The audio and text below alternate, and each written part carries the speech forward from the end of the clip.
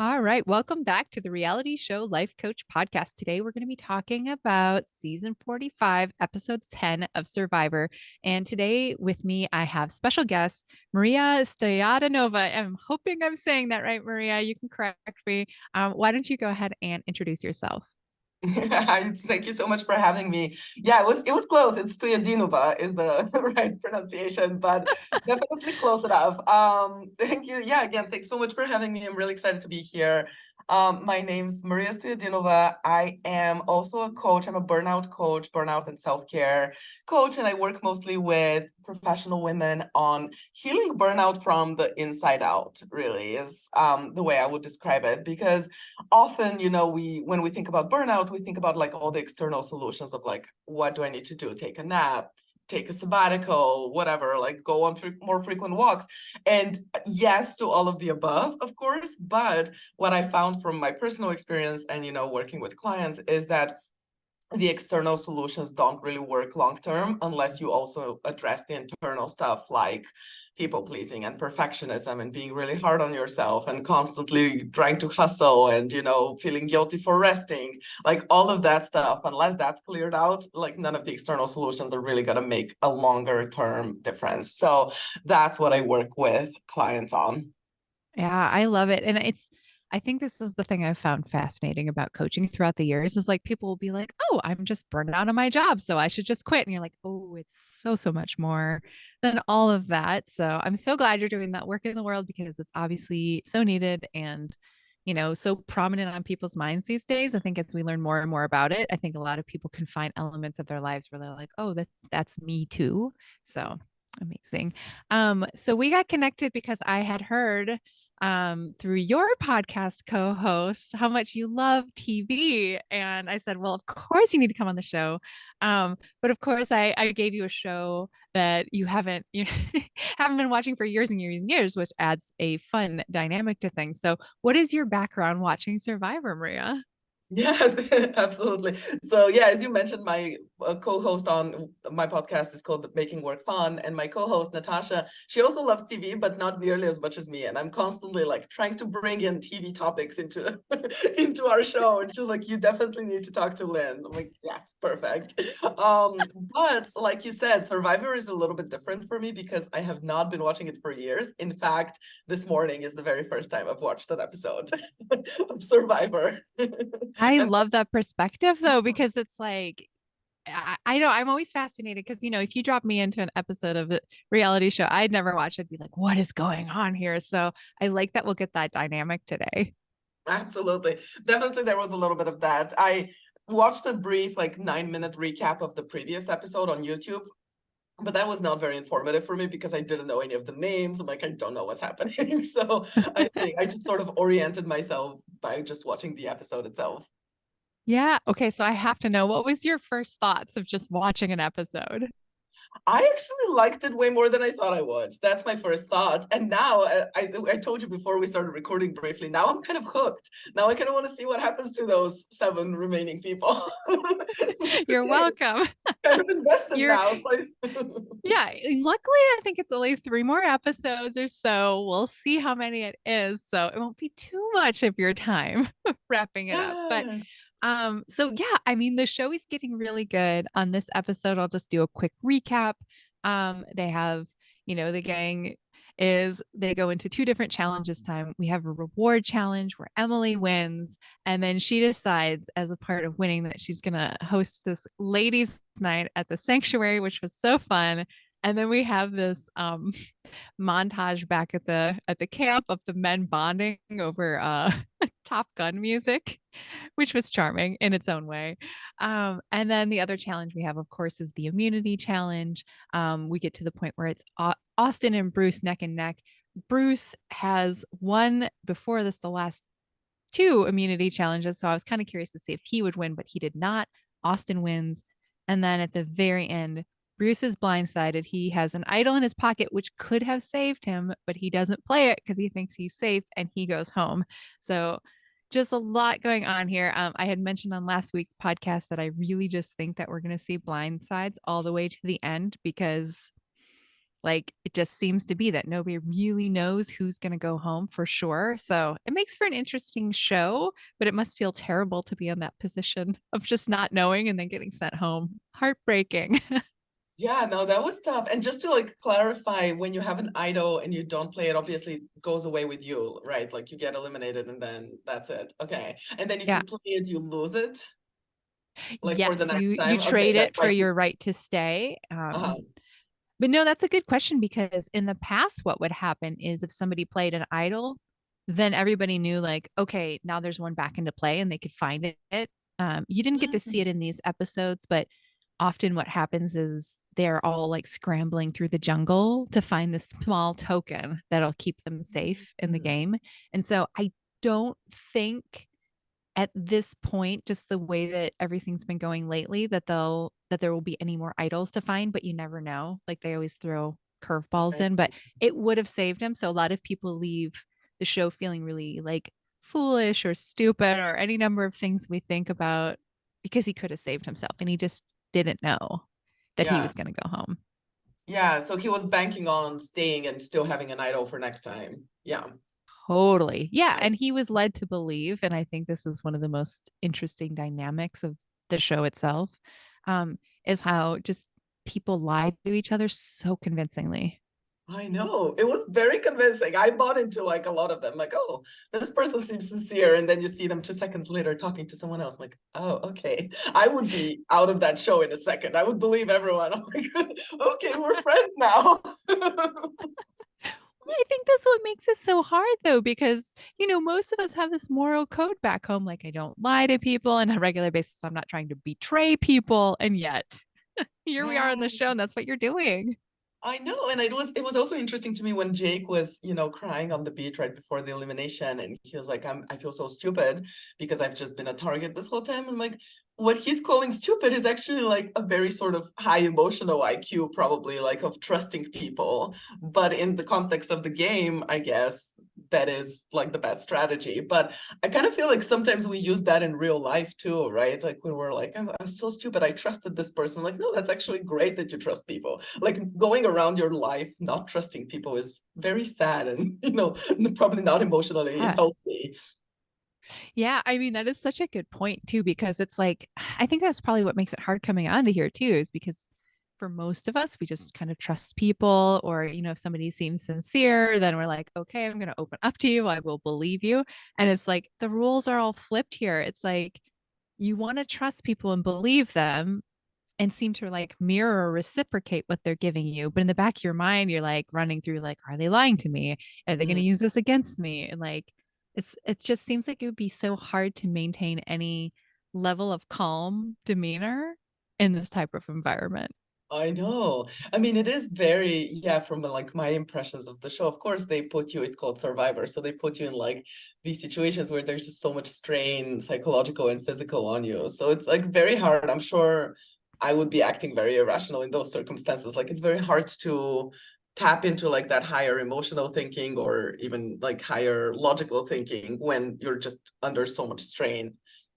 Yeah, I would feel the same way. I mean, well, it's interesting too that you say as a sign of emotional intelligence to like trust people and like, be in that space, because I think in moments where we realize we trusted and then we were wrong, there's so many people that would see that as not being a sign of emotional intelligence, that they actually like didn't read the room right and could use that against themselves in the future when it comes to trusting a new person or somebody else.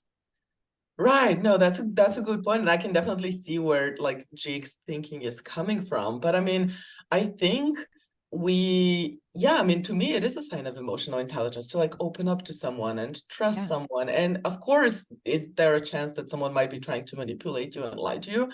Absolutely. But if you see a sincere attempt at connection and you just shun that out of fear that someone might be betraying you, that's a very depressing way of living life, I think. And I actually know Totally. people who live life that way, and it is very sad. They're like, you can't trust anyone. Like that's horrible. Like I I would rather know. trust someone and be betrayed than go about not trusting anyone. So I Yeah. decide what kind of risks you want to take emotionally. Well, why do you think people do that? Like, you Mm. know, get into that state of like just not trusting or assume like, you could assume everybody's out to get you, that kind of thing. Yeah. I mean, I don't, I so I just a little bit of background on me. I'm originally from Bulgaria, and I kind of feel like culturally that's more of a thing I've seen in Bulgaria, where people were just like can't trust anyone. And there's I think there's very specific like cultural and historical reasons for that. So like for instance, Bulgaria was like under communism for long periods of time, and literally in that political system, you could go to jail or get killed if you like share something with someone and then turns out that they go and share it with someone else, you know? So I think there's like a lot of cultural context there where people are just like terrified of they're like, it's in that context, it actually is safer to not trust people. You're like, it's actually better to be cautious and not trust. And then, so I think that I've seen that a lot of the time there, but I think in other contexts where that political background isn't there, it's just, either in childhood, you didn't get a chance to make those strong emotional bonds, and then you learned that there's no one really to trust, or you were maybe hurt a lot or by one person like very deeply, and you're like, okay, lesson learned. The way to not get hurt is to not trust, sort of people cope in those kind of unhealthy ways. Yeah, yeah. And I mean, I do think that you see it on the show for sure. I think people try to mask it, but ultimately it's like it's almost like swaying towards one side or the other. Or I mean, throughout the show they might even be like a little bit like triggered or something might remind them of another aspect of their life. I mean, it's one of the reasons so the show has gotten a lot more diverse over the last couple years.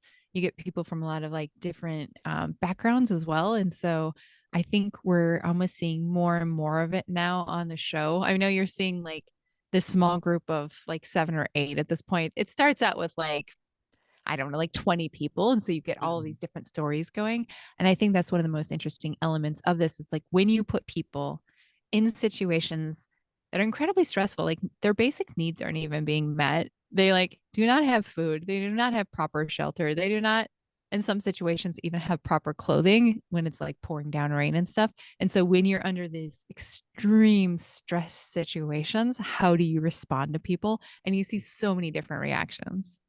Yeah, totally. And when you think about it, I'm forgetting now the name of this, but the pyramid of needs. I Is it there's what's what is Maslow? No, Maslow's Maslow hierarchy? sounds right. I thought about Maslow, but I wasn't sure. So if both of us thought that Yeah. name, maybe that's what it's called. But basically, psychologically, right, you need to have your basic human needs taken care of before you can move on to, emotional thinking and logical, like all of those, and self-discovery and forming connections. So if that basic emotion, like basic survival parts are missing, like shelter and food and water, like it's very difficult to tap into that. So yeah, it is interesting to see how different people cope with those different things. I was Hmm. thinking about that in this episode too, just seeing it was so heartbreaking just seeing them all like so emotional about having a proper meal. Like, oh my God, Yeah. and like having proper rest. Like, oh God, yeah, like you definitely need those things obviously taken care of before you can do anything else in your life, really. Well, totally. I mean, it is always interesting to see their reactions when food is presented because, like, for most of us, probably anybody listening to this podcast, chances are you probably have food on a regular basis. Yeah. You know, um, and just to see like that very human response to not having, um, it was really interesting to watch this. I had mentioned before this that we were watching the episode last night with our friends, and we travel full time in our RVs, but we're like camped in the middle of the desert right now, and Mm. we have just like a limited supply of water, and our tank space is like wastewater space is very limited too. So showers are limited and like resources are sometimes limited. So we were kind of joking last night, like, well, we would be sort of that way, but if somebody was like, you can take an unlimited hot shower with amazing water pressure, we would freak out in the same way. So I'm like, I guess I can kind of relate to that a little bit, but I haven't, I like fortunately personally have never been in a situation of like extreme hunger where it's like I don't know where the next meal is going to come from. So it's like hard to sometimes put yourself into that space of like what would that be like to not have that. Yeah, no, absolutely. And I was also thinking of it from a slightly different angle to like people who've listened to my podcast know about this, but like I have a history of an eating disorder. And Mm, so for me, I was like watching this, I was thinking a lot about like those situations where you have physical access to food, but you're kind of mentally not allowing yourself access to food, and what kinds of horrible things that does to your brain and your body. And yeah. even just like watching the whole thing of like that they get their reward is to get food and shower and rest. I kind of was thinking a little bit about like how we do this in our sort of from the burnout coaching perspective, Mm, how we do this yeah. to ourselves in our like grind culture of like rest specifically, how we think of this as a reward. We're kind of treating ourselves as contestants on Survivor sometimes. We're like, we need to earn the reward of rest, or need to earn the reward of food if you're like listening to diet culture, like all of those things. I'm like, it's very, yeah, that's the first thing I wrote down as I was watching the episode. I'm like, Oh, reminds me a lot of like all of those factors. that is such a good point. And like this is actually a way in which the Survivor game has changed over the last couple of years where they do have to earn everything. It almost seems like a reflection of how a lot of people, at least like in the States or like in North America, might think about it. It's like, yeah, I have to earn everything that I have. And it's interesting what you bring up around even food, because there have been several contestants who've been on Survivor who never had food issues going into the show, but because of the scarcity, their experience of scarcity around food, have developed food issues after the fact, just because Yeah. like not having it, like of course it makes sense that like your brain and body would respond in that way of not having. So um but yeah, I mean, such a good point about like having to earn everything, because there's, it's so commonplace that until you see it almost in this extreme measure, you don't may Right. not necessarily realize that you yourself are doing it. Right. No, I mean, as yeah, again, as like a burnout coach, I work so much with clients on especially deserving rest, put in massive quotation point marks, obviously, because I don't Yeah. believe in that. But a lot of people come to me with that. They're like, well, I don't know, I was like so lazy yesterday. I like napped for an hour and I like didn't finish work. I'm like, your body was clearly exhausted and you needed to nap for an hour. You wouldn't say that. I don't even use food as an example because so many people do have like the disordered Yeah. eating Yeah. background, but I use water as an example. I'm like, when you need to drink water, do you stop and ask yourself, did I deserve it? How much water did I drink yesterday? Did I drink this more? Like, you don't do all of that analysis. You're like, thirsty, water. But we do that with food sometimes, and we do that with Mhm. rest, like most of the time.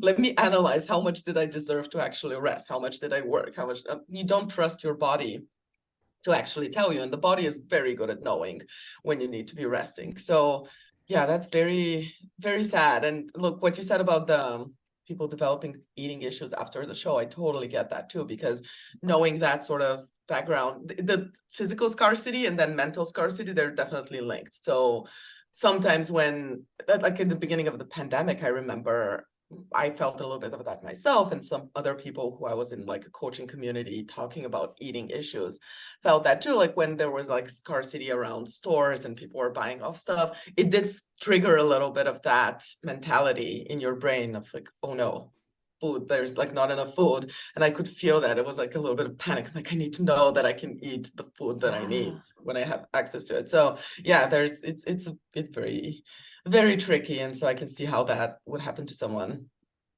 Yeah, 100%. Well, as you were talking, I was kind of thinking about it too, is I imagine for a lot of these contestants, they're used to in their normal everyday life, like, oh, my body's telling me I need this, I need rest, I need food, I need like all these things.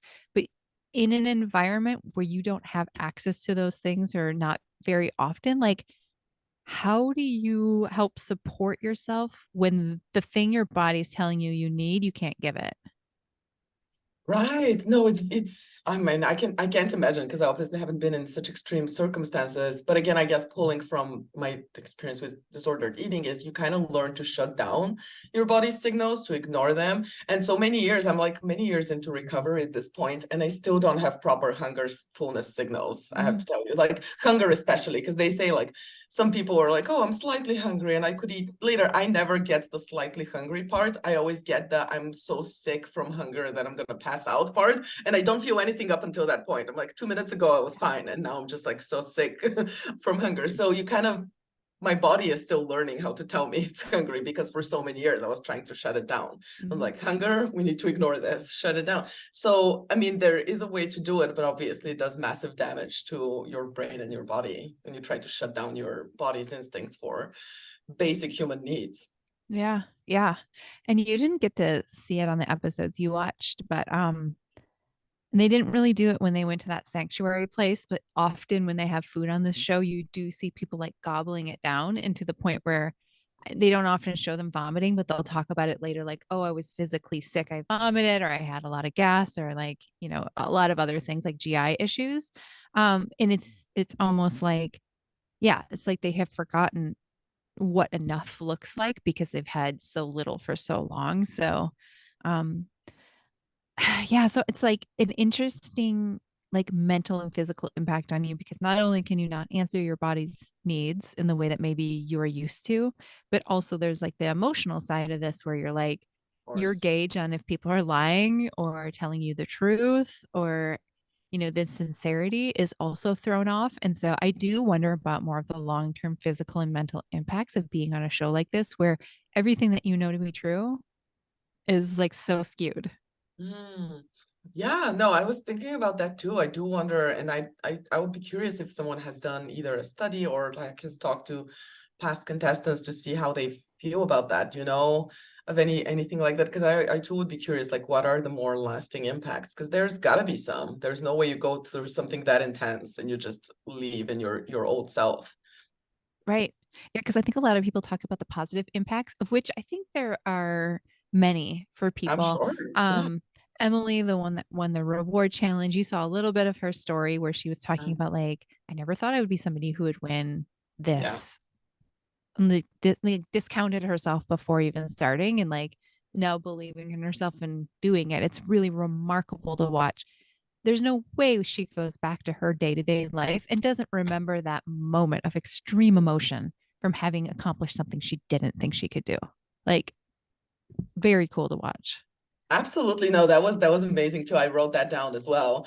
And I also wrote down, like, from a coaching perspective, how we often do that. It's not just Emily, obviously. Like, if we don't believe in ourselves, and all of us have like areas where we don't believe in ourselves, how we often wait for that one thing, like we wait to accomplish something before we can start believing. And I was like thinking of it from the coaching perspective of like how coaching and like all other types of mental health support really help you cultivate that belief before you go and do the one big thing. Like, you don't need to wait to accomplish something external to feel great about yourself, because then of course there's a flip side of that. The next time you don't accomplish something big, you go back to just doubting yourself and being very down on yourself. Like, if you're relying on the external thing, then you're just dependent on that forever. So like, I was thinking about that, like I really hope Emily gets some support to like cultivate that belief in herself for the next time that she doesn't win a challenge or doesn't win something in life.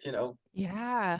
Well, it was interesting because it was coming off of last week. There was like a kind of a math problem Mm. that she didn't succeed at. And she was really hard on herself. So you're absolutely right. I imagine that just winning this isn't like, yay, now, like, because you're right. The next time it doesn't go that way. It's like, okay, maybe I was wrong about myself.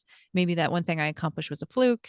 I'm Exactly. actually somebody who doesn't succeed at things or whatever. But yeah, I think that's one of like the things that I've found to be like so helpful for myself through coaching and like in the clients that I've worked with is that like acknowledging that if you are going towards something that is challenging for you, like you're probably not going to feel confident on the way in. You're probably going to feel a lot of self-doubt, and how completely normal that is and expected, because it's not something that I feel like a lot of people will talk about, because we often just see the accomplishment.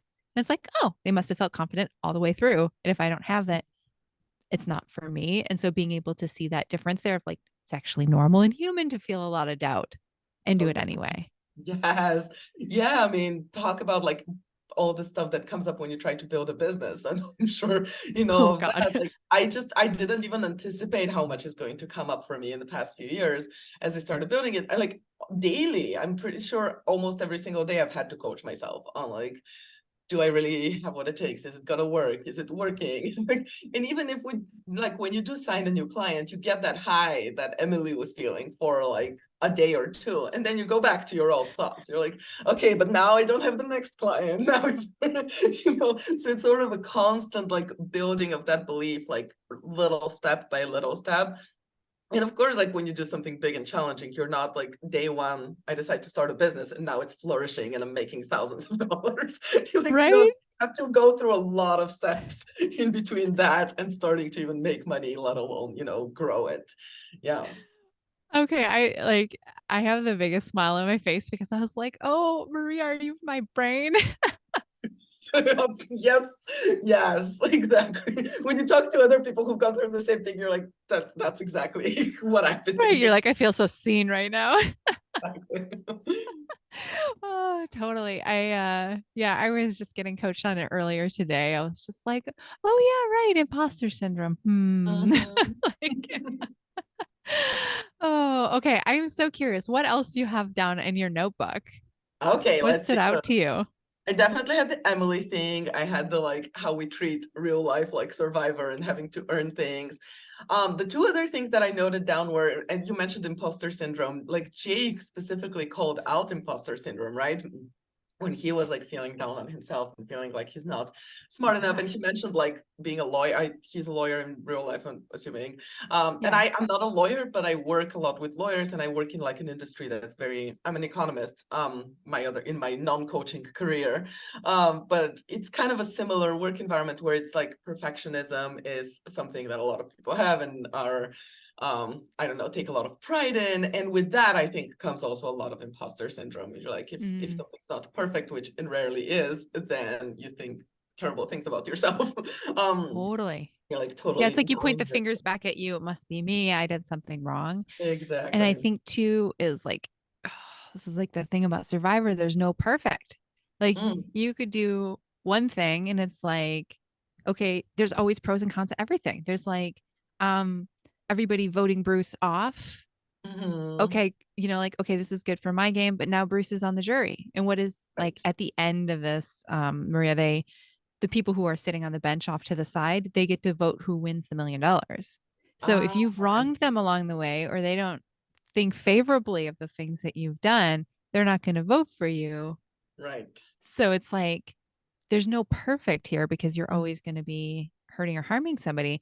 And I think Jake's is really interesting. So several episodes they mentioned like more of his backstory where he did have like binge eating tendencies and you know um the way it was a very short clip of his backstory, but it almost just showed like, you know, this is what I used to do. Like I used to binge eat and now dot dot dot, not a lot of information. Now I'm in a thinner body, but it was hard to see whether or not like what he actually worked through to get to this place where it seemed like, he seemed um I think they were kind of indicating that he no longer binge eats. I don't know what'll happen after this show because I can't even right. imagine the impact of this on somebody with Yeah. binge eating tendencies.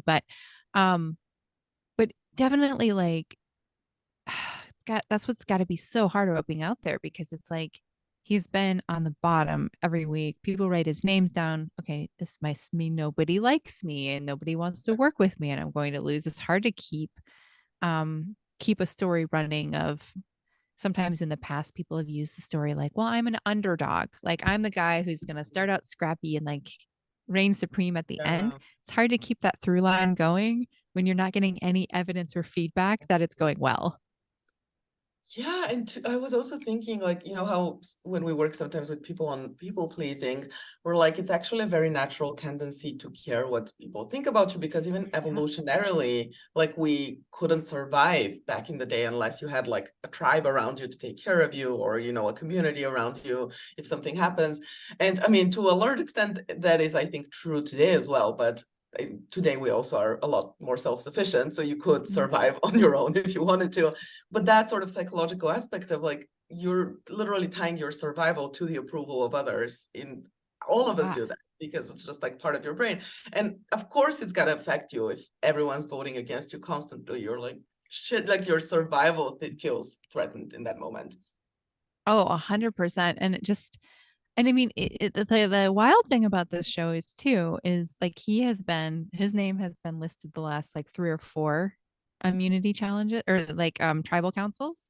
Hmm. And he could also be thinking negatively about himself, like, well, what does it mean that I just didn't get voted out? Do they not think I'm a very big threat? Do they not think I'm even a Hmm. contender to win this if they're just using me Right, right, right. as whatever, a throwaway guy here? So it's Yeah, like there's so many different ways in which somebody can use all of this against themselves. And it's like, how do you stay like in a good space? So hard.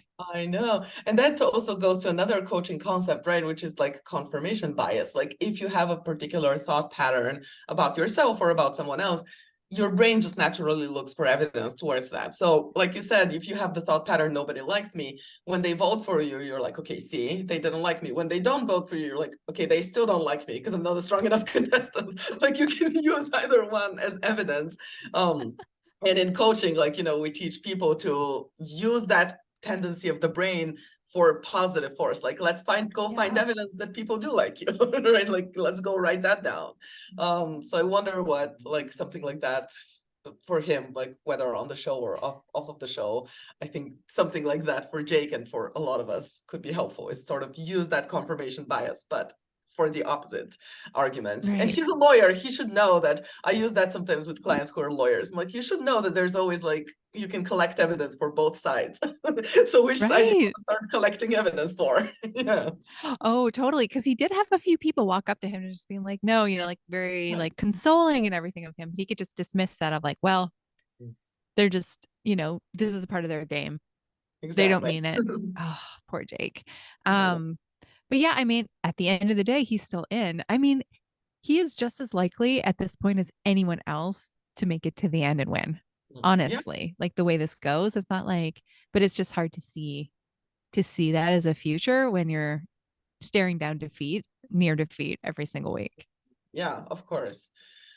Um, and then Well, what another else? thing I was gonna, yeah, I Yeah. was gonna ask you, I had a question for you. One other thing I wrote down was Katura's sort of fear of water. Is there I just wanted to see if there's any context to that. Well, actually, I was really surprised by this. So before they come on the show, they go through many, many tests, like psychological tests. They go through physical tests. And one of the tests they go through is water. They have to do a Yeah. swimming test. She knows how to swim. Yeah. Um, I wonder, and like this is interesting. Like, actually, this is the second time in this season where somebody has had a panic attack in water. There was Hmm. one in the first episode, but for her, I'm not sure what was going on because, we see her there like just super uncomfortable. Yeah. And then to the point where she's just so fearful of like possibly being in the water. Um, but they haven't shown this before on the show. This was a surprise to me that we've gotten this far without knowing about this for her. Uh, Um, because they do a lot of water challenges. Like there's a yeah. lot of ways in which they're in the water. So I'm not really sure what was like going on for her. I do know that they like often will do these challenges in the middle of like open ocean. So it's not Right. like we're right next to. So I mean, how can you really prepare for that if you're not near or in the ocean on a regular basis? I'm not personally near the ocean on a regular basis. I don't know Right. about you. I'm not either. I live in Washington, D.C., but I mean, I love the ocean, but I'm also terrified of the ocean. So I can totally see myself. I also know how to swim and I love water. And if you put me in a pool, I'm super happy. But if you put me in the middle of an open ocean and you're like, jump in here, I might have a panic attack, if you're not Oh, prepared totally. mentally for that. So I could totally see that. Like, it's not a fear of water. It's just like that particular circumstance. You're like, okay, right now I'm freaking out. Oh, totally. And it's like and I realized like the host was like reassuring her, like, listen, we have our safety people here, Right. like we're all around you. It doesn't matter in those moments if somebody's logically telling anything. If you're No. panicking, you're panicking. And that's the other thing that I wrote down, and it's like a common theme on the show and of course in real life. If your nervous system is overwhelmed and if it's in this like fight or flight response, that's not the time for logical thinking. That's the time to like calm down your nervous system before you can get to the logical thinking. So that's why often you're like, when someone is panicking and you go and tell them all the rational arguments for why they shouldn't be, Right. doesn't make sense, doesn't make a difference. Like, you need to help them through some breathing, through some body work, like Mhm. nervous system techniques to calm down that fight or flight response. And then your brain can turn on. It's like logical thinking. And of course, Yeah. in that moment, she's doing something very physically challenging already. It's impossible to calm down your nervous system in those circumstances. You're like trying to win a physical challenge while also panicking. It's a losing Gosh. battle. There's like no way. Yeah. No way. And also it's like, you know, I felt for her so much though, because Me like when she was like, too. okay, I'm out, and then all eyes are on her, like then suddenly it's like, you know, Jeff, I thought the host handled it like pretty Yeah. well, like just letting her know that she was supported and like she had options and all of that. But even then, like I was just like my heart was racing for her because I was like, oh, just to be in that state and then also knowing that like everybody's watching me and there's cameras on me and like, oh, like Yeah. I I did think it was interesting how um and I don't know like like I was paying attention to how Jeff the host like handled the situation, especially at the end of it. And what I thought was really interesting is that like it could have been like I don't think anybody would have blinked an eye if he would have just been like, "Hey, listen, you're obviously in the state. We're going to send the boat. We're going to get you on the boat and send off." But he didn't do that. I thought it Mhm. was really interesting that he actually gave her options and said, "Hey, the boat is here if you want it, but if you want to swim back with the rest of your team in like support of your team with all of the safety people around, you're welcome to do that as well. It's up to you." Um, I thought that was amazing that he did that because like I don't know about you, but having your choices taken away from you in those Yeah. moments, like especially in a situation like this, like I'm just thinking about a human impact of this would be like, okay, I am weak. I can't do challenges. My tribe thinks this of me, you Mhm. know, but it almost like because she was able to make that choice for herself, you know, she was able to support herself and be like, no, like it's okay. It's okay to panic, but then also recover and Mhm. continue on. And it meant that like people didn't necessarily like probably that she didn't have to think about herself as weak and like show up as weak after the fact. Like, what did you Absolutely. think? Yeah, I really appreciated that too. I probably that was the moment I really could empathize most strongly with someone in this episode because I've been there, like I've been in her shoes, and I could just imagine mentally what's happening of like all of those thoughts you just said, like why am I the only one who had to jump off? Like, why am I so weak? Why can't I do anything? Like, I could just imagine what's happening in her head at that moment. And if you add on top of that, someone just coming in and saying, like, okay, you go, then you feel like so much worse. You're like, okay, I'm not only am I this like weakling, obviously she's not. I'm not saying any of that is true. No, I'm yeah. just saying that's what human brains do in those Yes. moments. Like that's Yes. what they think.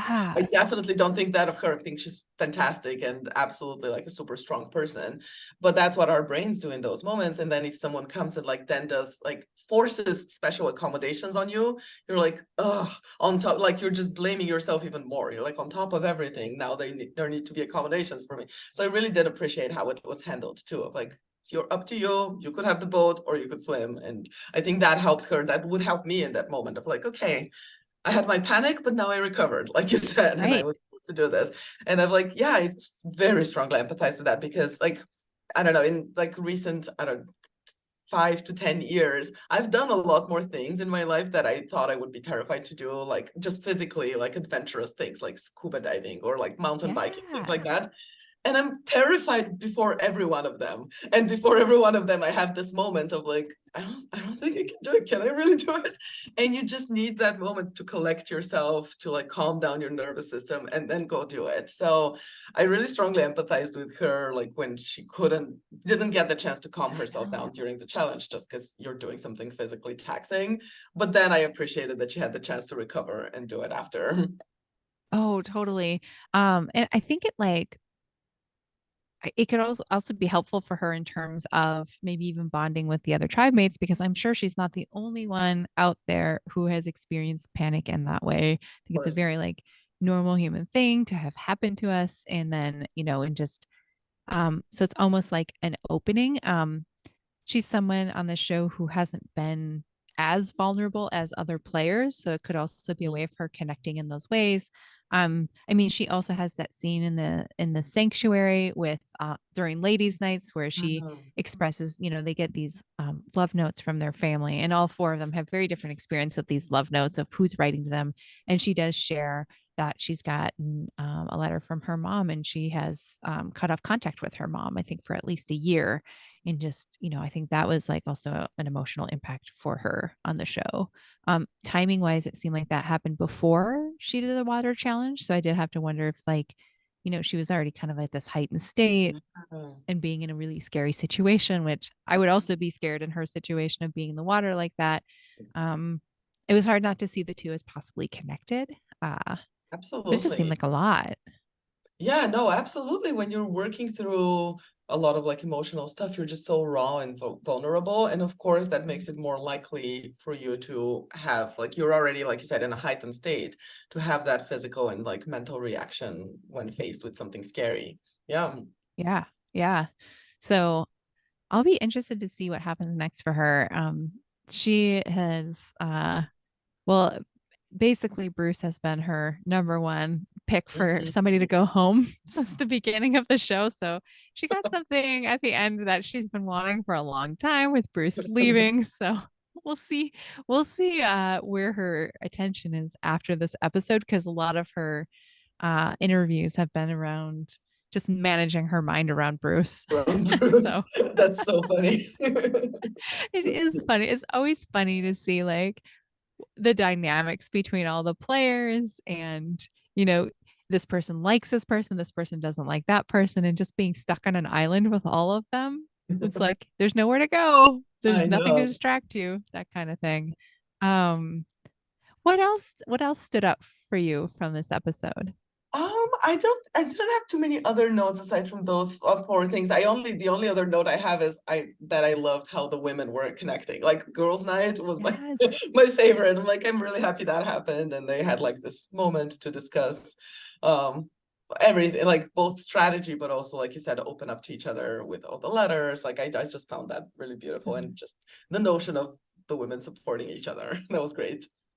I love that too. I like one of the last notes I had here was interesting. So Julie, also known as Mama J, she's the oldest woman in the group, and she's really taken on this motherly role. And so, like, of course, Emily brings her to the sanctuary with us. But I thought her dynamics this episode were so interesting because she has identified herself in this motherly role, but now she has to betray and backstab all of these people that she has mothered. And it's just, Mhm. it's always interesting when we have ourselves in these particular identities. And then Yeah. with that comes particular thoughts and feelings and actions, and like a dynamic that we create with other humans.